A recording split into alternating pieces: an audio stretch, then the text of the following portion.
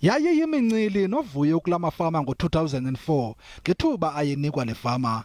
Ancediswa ngurhulumente ukuqalisa ukusebenza, kodwa kwiminyaka emihlanu emva koko zajika izinto zakraka ukwencindi yekhala ngethuba eli lalijongene nembalela eMntla.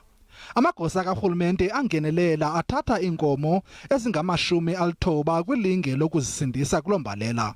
Bathembisa ngokuzibuyisa ukudlula kwembalela, kodwa zange kwenzeke oko.